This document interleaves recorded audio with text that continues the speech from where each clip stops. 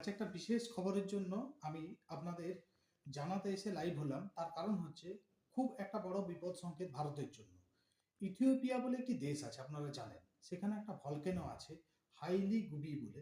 সেই ভলকেনোটা কিন্তু বিস্ফোরণ হয়েছে এবং বিস্ফোরণের দরুন প্রচণ্ড অ্যাশ, অর্থাৎ ডাস্ট অ্যাশ, যেটা আকাশে মিশছে।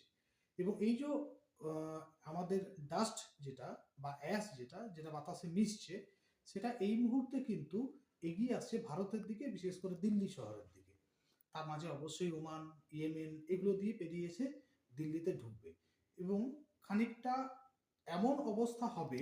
এই ডাস্ট যখন হয়, এর আগেও যেগুলো দেখা গেছে সেখানে দেখা গেছে যে এই ডাস্টগুলো কিন্তু বেশ কিছুদিন ধরে স্থায়ী হয় এবং এমনভাবে স্থায়ী হয়, সেখানের এয়ার ইন্ডেক্স তো নামিয়ে দেয়ই।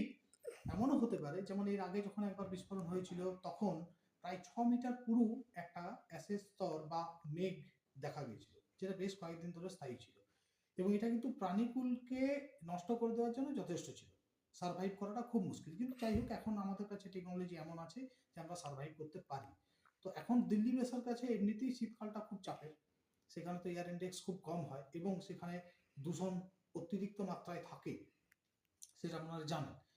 তার মধ্যে যদি এরকম একটা ক্লাউড আসে, যেটা আমাদের ডাস্ট বা অ্যাশ দিয়ে তৈরি, তাহলে দিল্লি এবং ভারতের অবস্থা কি হতে পারে। একটা সময় ছিল যখন গোটা রিজিয়নটা একটা ভলকেনোর যে ডাস্ট ক্লাউডটা এসেছিল বা অ্যাশ ক্লাউডটা এসেছিল, সেটা কিন্তু গোটা রিজিয়নটাকে, অর্থাৎ এই এশিয়াটিক গোটা রিজিয়নটাকে দখল করে নিয়েছিল।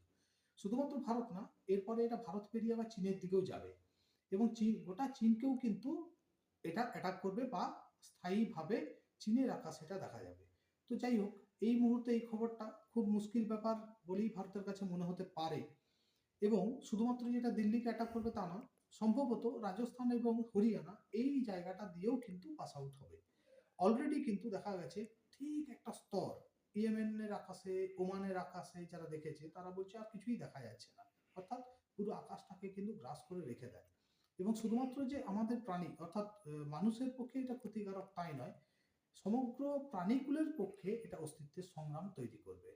ধন্যবাদ।